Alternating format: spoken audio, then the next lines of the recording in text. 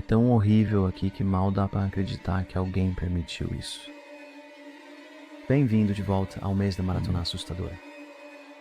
Você já deve saber como funciona. Apague as luzes, sente-se e aproveite.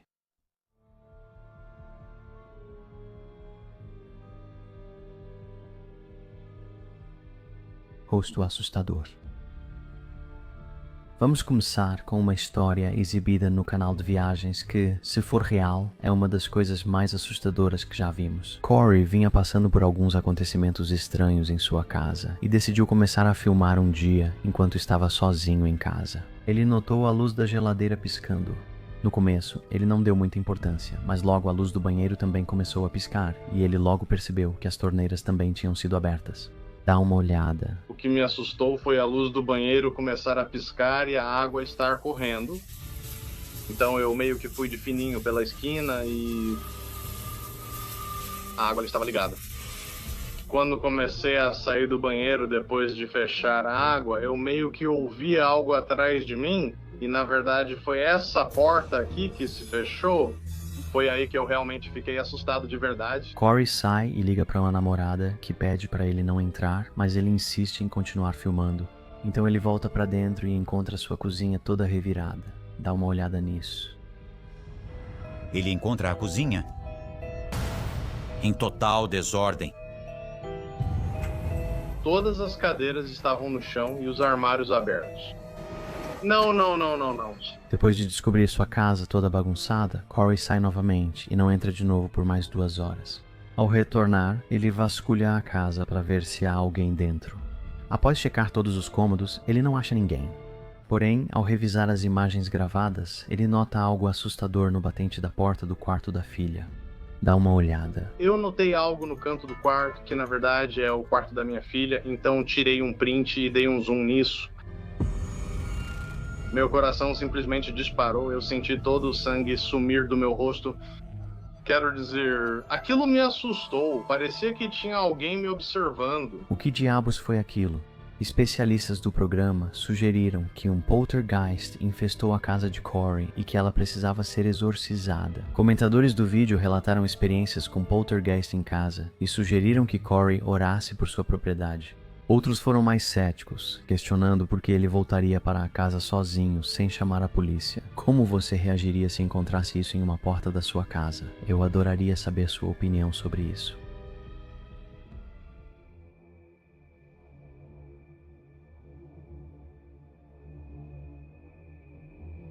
Farm Boy. Esta foto foi tirada em uma fazenda em Herefordshire, Inglaterra, em 2008 por Neil Sandbeck. Ela seria usada no convite de casamento de um amigo dele, que seria realizado no local. À primeira vista parece inocente. No entanto, quando Neil abriu o arquivo no Photoshop mais tarde para dar uma ajeitada, ele percebeu uma figura branca ao longe, à direita, quando deu zoom. Foi isso que ele viu.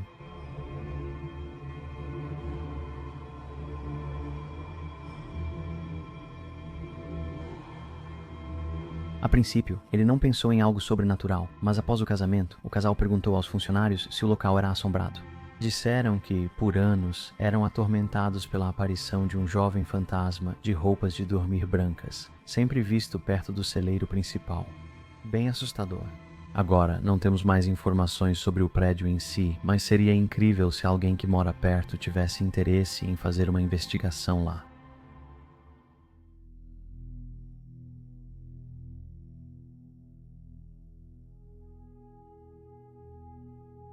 O assassino do paraquat japonês.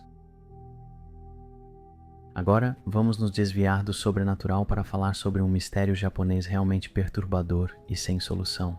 No Japão, máquinas de venda automática estão em todas as esquinas, vendendo desde bebidas até pão, camisas e uísque. Mas essa forma prática de comprar comida e bebida abriu uma brecha perigosa para um assassino sádico se aproveitar.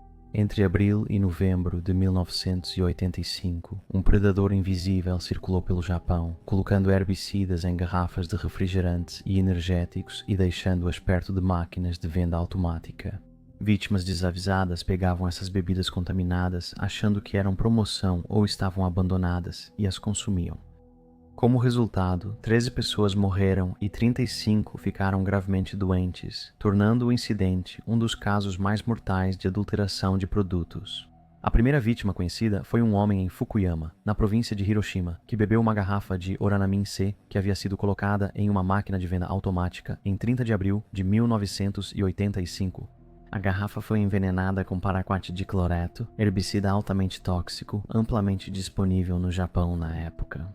O paraquat era vendido sem identificação. E embora os compradores devessem comprovar necessidade agrícola, sua fácil disponibilidade contribuiu para seu uso tanto em suicídios quanto em homicídios. Na época dos assassinatos, a Otsuka Pharmaceutical, fabricante do Oromancé, estava fazendo uma promoção de compre um e leve outro grátis para aumentar as vendas.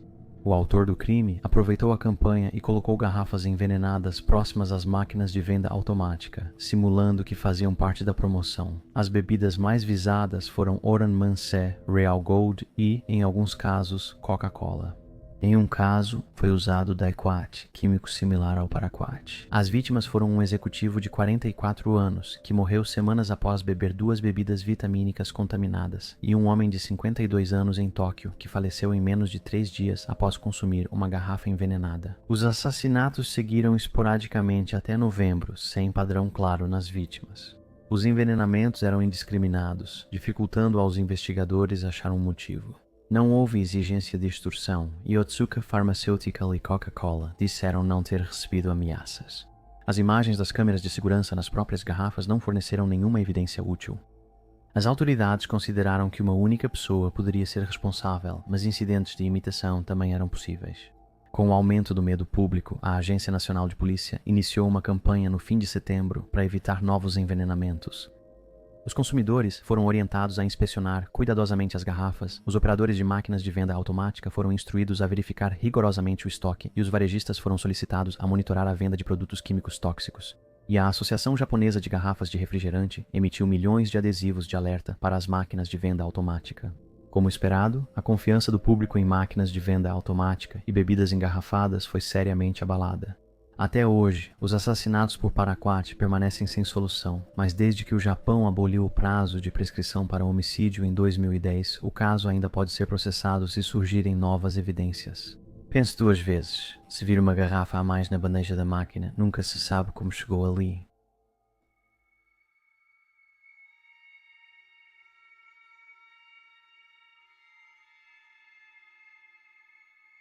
Fantasma do cemitério. Vamos voltar ao sobrenatural, desta vez para Todmorden, em West Yorkshire, Reino Unido, mais conhecido por avistamentos de OVNIs do que por fantasmas. Essa imagem foi feita no cemitério da Igreja Unitária de Todmorden e mostra o espírito de uma mulher enterrada lá há muito tempo. Ela foi tirada por caçadores de fantasmas que exploravam o cemitério em outubro de 2018. A equipe relatou que seus medidores enlouqueceram e foram atraídos ao túmulo de Sarah Agnes, falecida aos 50 em 1927. Um dos membros do grupo, um cara chamado Rob Crabtree, tirou a foto e ficou chocado com as imagens que capturou.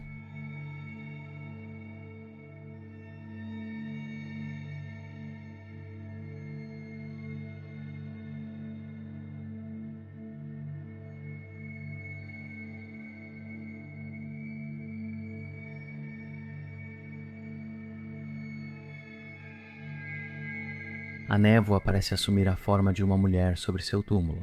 Vale notar que, ao tirar a foto, a noite estava clara e sem neblina ou névoa.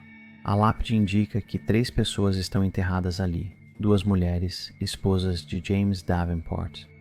Os caçadores de fantasmas acreditam que o espírito seja de Sarah Agnes, pois a outra esposa morreu aos 27 anos. Eles acham que a imagem mostra uma mulher mais velha. Quando a foto foi tirada, ninguém do grupo notou a névoa. A única ocorrência em comum foram os medidores de energia erráticos e a sensação de que alguém os observava. O que você acha dessa? Isso é uma prova do paranormal ou existe uma explicação mais plausível?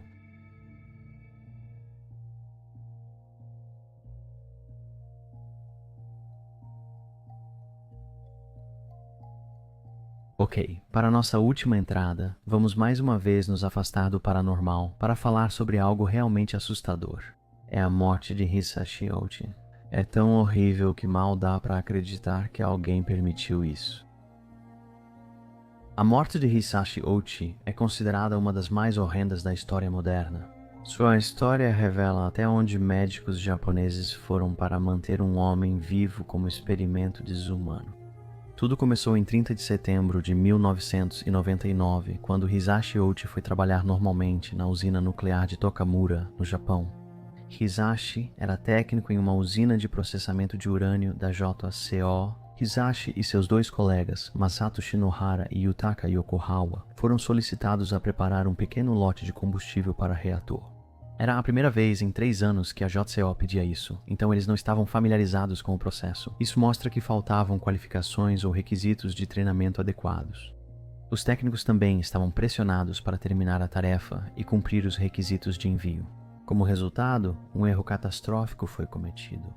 Para purificar o combustível do reator, trabalhadores usavam uma bomba automática para misturar até 2,4 kg de urânio enriquecido com ácido nítrico. Eles usaram manualmente um balde de aço inoxidável e misturaram por engano 16 kg de urânio. A medição errada do óxido de urânio enriquecido com ácido nítrico causou acidentalmente uma reação em cadeia de fissão nuclear, liberando intensa radiação gama e de nêutrons. Os técnicos perceberam que algo estava errado quando viram um clarão azul que acionou os alarmes de radiação gama. Ouchi estava perto do tanque de precipitação, Shinohara em uma plataforma próxima e Yokohawa sentado a uma mesa a 4 metros.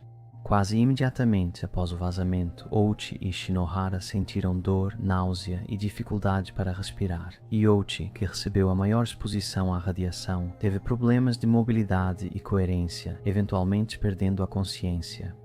Um trabalhador do prédio ao lado percebeu a gravidade do incidente e chamou socorro médico. Os 3 homens foram levados ao hospital, a usina foi evacuada e na manhã seguinte, especialistas conseguiram encerrar a reação nuclear em cadeia, drenando a água da jaqueta de resfriamento ao redor do tanque de precipitação e adicionando uma solução de ácido bórico ao tanque para reduzir todo o conteúdo a níveis subcríticos. O acidente levou à realização de mais de 10.000 exames médicos em trabalhadores de emergência e moradores próximos, alguns dos quais precisaram ser hospitalizados por exposição excessiva à radiação. Felizmente, não houve mortes fora do laboratório onde os técnicos trabalhavam. No entanto, Hisashi, Masato e Yutaka não tiveram tanta sorte. Ouchi foi exposto a 17 sieverts de radiação, Shinohara a 10 e Yokohawa recebeu 3. Para comparar, a dose permitida aos trabalhadores era de 0,05.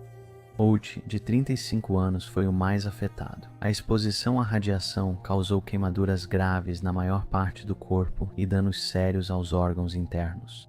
Além disso, seus cromossomos foram destruídos e os glóbulos brancos quase zeraram, deixando-o sem sistema imunológico.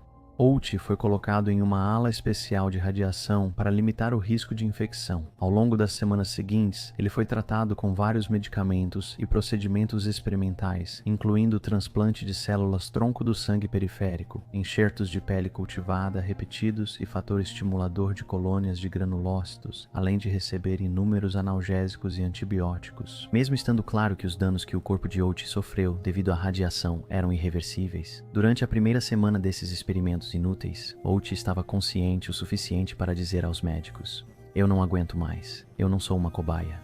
Apesar dos apelos, continuaram o tratamento e, a pedido da família, os médicos o reanimaram várias vezes quando o coração parou. O pobre homem estava sendo mantido vivo contra a sua vontade, quando estava claro que não havia esperança de sobrevivência. Quase todo o corpo dele havia sido completamente destruído e a maior parte da sua pele havia sido arrancada.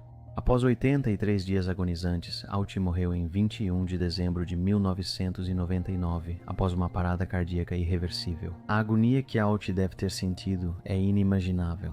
Até hoje, ele detém o recorde de maior radiação já sofrida por alguém que sobreviveu à dose inicial. Mas a que custo? Manter ele vivo, sem esperança de sobrevivência, é um dos maiores exemplos de tortura humana do século XX. O tratamento prolongado dele foi criticado por questões éticas. E os outros 2 trabalhadores? Infelizmente, após 7 meses de luta e aparente recuperação, Masato morreu em 27 de abril de 2000 por falência múltipla dos órgãos. Ele também passou por tratamentos radicais e inúmeros enxertos de pele bem-sucedidos, além de uma transfusão de sangue de cordão umbilical congelado. Mesmo assim, não conseguiu evitar infecções e hemorragias causadas pela radiação, levando à falência fatal dos pulmões e rins. A supervisora Yoko Awa sobreviveu e teve alta após 3 meses, com leve doença por radiação. É isso para este vídeo. Fiquem seguros e até amanhã.